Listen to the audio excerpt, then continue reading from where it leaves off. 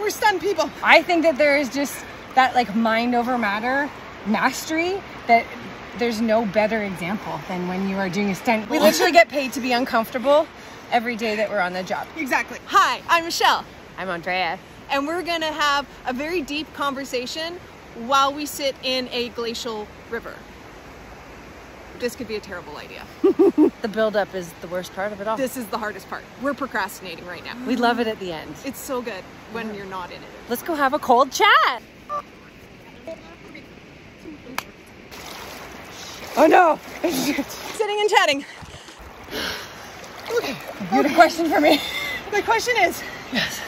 we're stunt people. Stunts is inherently uncomfortable, discomfortable. We literally get paid to be uncomfortable every day that we're on the job. Exactly. Hence, the cold dipping. Why is it so important to be uncomfortable? I think that there is just that like mind over matter mastery that there's no better example than when you are doing a stunt. You have to be just in flow state, insanely like aware of the level of discomfort, but able to put that aside to still then do that job that we have to do. Yeah, exactly. And I think teaching yourself how to adapt to difficult situations, like I said, like cold dipping is a really great way to increase your threshold for stress. Yes. Because you're training your body, just like you would train your fitness or everything, to train your body to be able to handle it in a way. Once you realize that you're not going to die It's actually from okay. it, then the next time you're like, okay, like I Yeah. didn't die. This is so doable. Yeah. Like I'm already starting to feel like more, I was going to use the word chill. Next So, question. Staying on topic of being uncomfortable, Oh, yeah. what was your toughest, most uncomfortable day on set at work, being a stunt performer? I remember it well.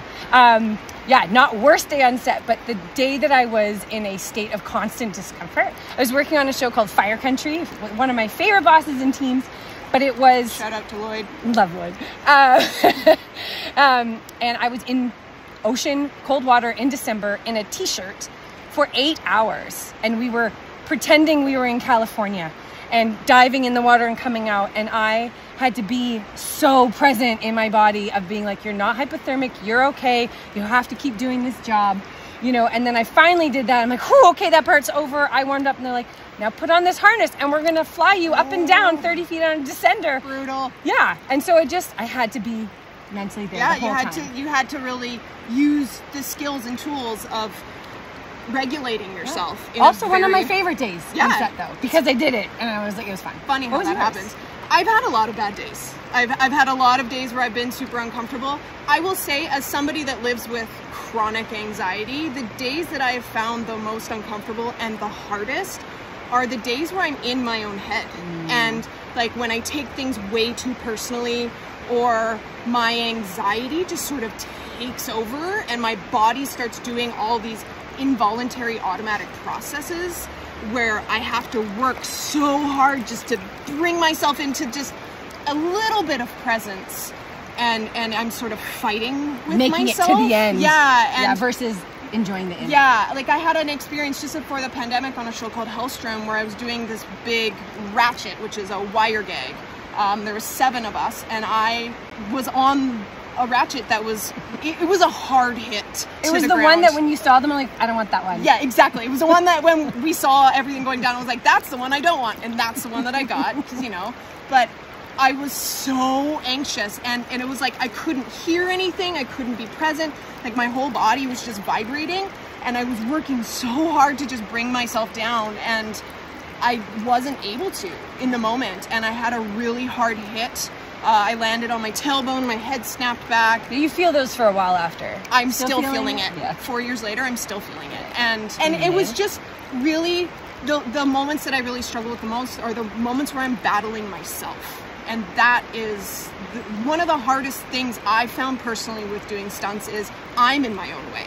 It's not necessarily the actual stunt. I actually trust my body to know what to do. Yeah. It's me and my own mentality and patterns and conditions and programs that run automatically when I'm uncomfortable. And if I may, you only know that because you know what it feels like to be outside of that, out of your head, and inflow state, and just trusting your brain and your body to take over, so you can like experience in the moment, troubleshoot in the moment, overcome those like short-term sensations that some people will be like, whoa, I'm gonna stop, and you're like, no, this is okay, I can keep going. Totally. And those days feel so amazing. Sorry. It's frozen camera arm. It's because I've had so many good days. So speaking of, what has been like your best day? Oh my god, recently my best day on set was working on Last of Us. Yay! And I got to stay to the end and be the last of us. Hey! Oh! But I got to double one of the opening creature characters named Nana in like full prosthetics, and I just got to work so intimately with the director and the movement coach Terry, and to come up with the movement, and then just to like be in it. And at the end of the day, I know that I like delivered, and I was really like proud of what it looked like, that everyone was happy, and that it was just so fun. Yeah, what is yours? For me, I always come back to this one gig, and it wasn't a gig that I was even performing. I was brought out to Toronto to work on a show called Titans, specifically to train an actor with swords. That was my whole job. It was supposed to be a 2-week gig. It turned into 6 because of just... You're killing it. I was killing it, but it was because what I loved about it, it was the instant I got there, I was welcomed in, and I felt like I was a part of the team, and I felt included. And for me, that's one of my things that I need in my work, is I want to feel like I matter and I'm valued and my contribution means something, and being able to collaborate with other people. And it was just such a wonderful experience to just walk in there and have everybody be like, come on in, you're one of us, you're part of the team. And it was just so lovely that, like, I didn't even go to camera. I wasn't even on camera, and it's like my favorite gig ever. Shout out to Larnell. Thank you. I'm done being warm and fuzzy. I think I'm at my max discomfort. I'm done. My legs are numb. I can't feel my ass cheeks. I don't know if I'm gonna be able to get out. Oh my god, my toes are so cold. Help me, please. I can't even balance. Oh, my hands, please. Oh, my feet are so cold. Friends who cold dip together stay together. I'm done being warm and fuzzy. I think I'm at my max discomfort. I'm done. My legs are numb. I can't feel my ass cheeks. I don't know if I'm gonna be able to get out. Oh my god, my toes are so cold. Help me, please. Oh fuck. Oh fuck. The camera work on this is gonna be amazing. I can't even balance.